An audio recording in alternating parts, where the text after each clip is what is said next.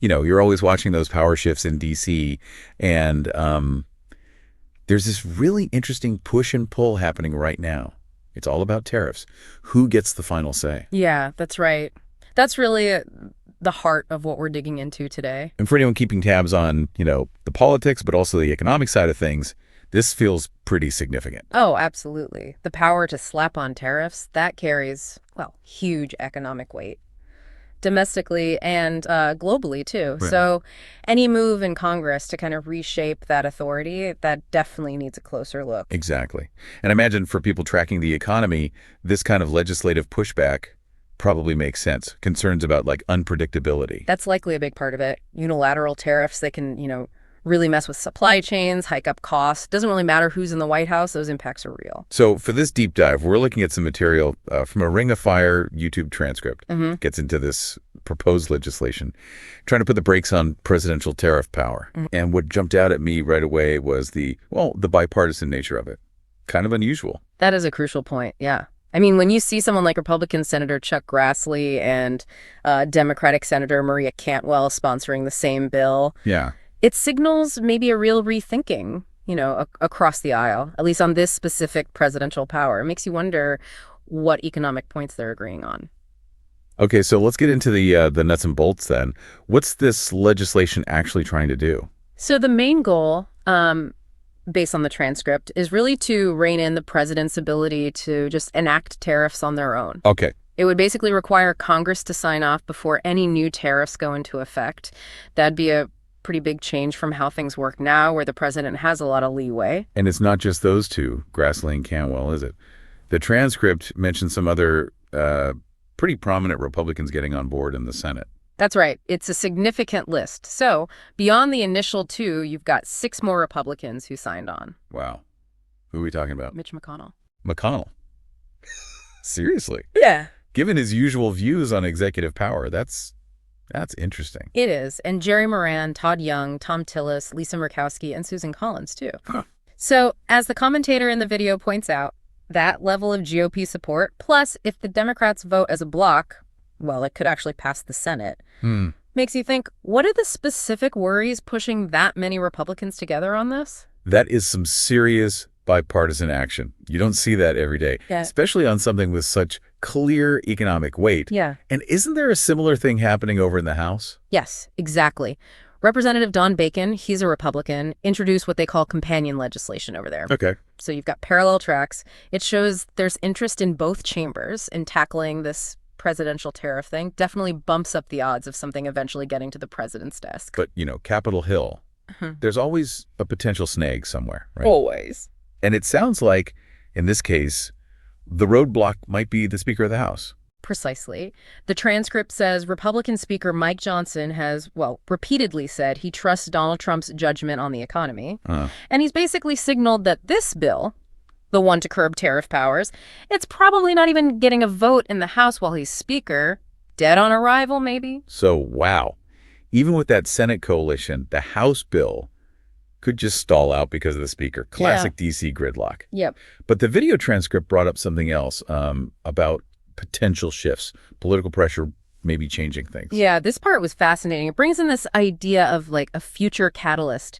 Senator Ted Cruz, a Republican, apparently predicted a, quote, political bloodbath for the GOP in 2026 if things keep going as they are. Okay. So the commentator suggests maybe that kind of prediction, plus if the public gets really unhappy about the economy, maybe that puts pressure on Speaker Johnson. So the thinking is, if the political future looks bleak for Republicans and maybe the economy tanks and voters are angry, even a Trump ally like Johnson might have to let this bill move to protect his members, maybe himself. That's the theory floated in the source, yeah. If the economy sours and public anger rises, the political math could change for Johnson and maybe for other House Republicans in tough districts. They might see voting for this as, a way to create some distance from potential economic problems. It's all about navigating those political wins. It always comes down to political survival, doesn't it? Yeah. But okay, let's say hypothetically it somehow gets through the House and the Senate. Big ifs, I know. Huge ifs. We still have the president's reaction to consider, or former president in this context. Absolutely crucial point. The White House position, according to the transcript, is crystal clear. If this bill reached Donald Trump's desk, he would, quote, veto that in a heartbeat. No ambiguity there. None. I mean, Yeah. from his viewpoint, it takes away a tool he used a lot, right? That tariff power. It diminishes presidential authority as he sees it. Okay, so a veto is pretty much Big Ten, which leads to the next massive hurdle. Overriding the veto? What are the odds there, realistically? Well, this is where the numbers get really, really tough. You need a 2/3 majority in both the House and the Senate. Right, the supermajority. Exactly. And the transcript notes, even with those 7 Republicans in the Senate currently on board, that might still not be enough for 2/3 there. You'd need more to join them. And the House math. That sounds even worse. Oh, considerably, yeah. You've got 435 members in the House. 2/3 is, 290 votes? That's a lot. It's huge. The transcript estimates you'd need something like 75 Republicans to vote against their party leader and override a Trump veto on this. 75 Republicans. Wow, that seems incredibly unlikely. It's a very, very steep climb. What would possibly motivate that many Republicans to defy Trump so directly on something he feels so strongly about? It's hard to see. Yeah, you can kind of hear the commentators' doubt when they talk about those numbers, which logically brings us to the political risk for any Republican who even thinks about voting for this. Right. What are the consequences? If you vote to strip away a power associated so strongly with Trump, who still has a very loyal base, what happens to you? Primary challenge. That's the obvious threat, yeah.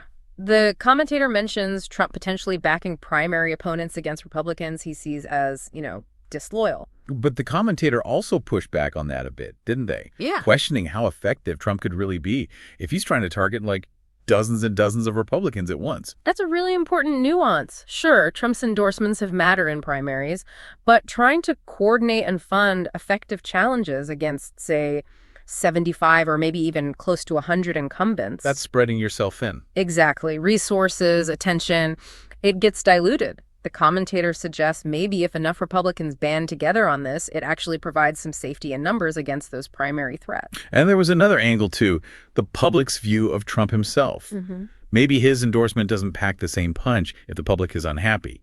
Right. The argument is if there's widespread public frustration with Trump, maybe tied to the economy, his ability to sway primaries on a massive scale might actually be weaker. So in that scenario, maybe Republicans feel a bit freer to listen to their broader electorate, not just the party base or Trump's preferences. It's a complex interplay, party loyalty versus public opinion.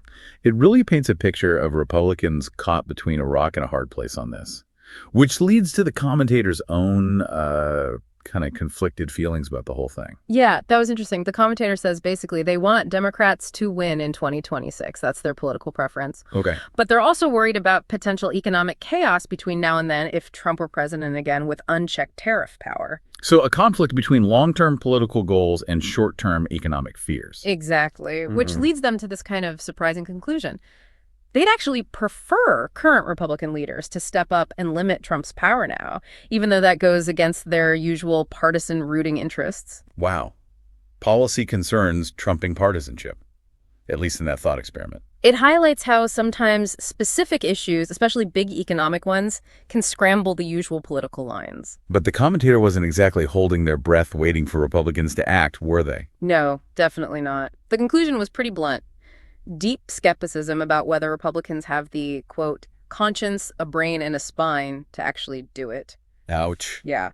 Suggests a real lack of faith in their willingness to prioritize this over party loyalty or, fear of political payback from Trump. A pretty stark assessment of the current political reality. Okay, so let's try to wrap our heads around the key points from this deep dive.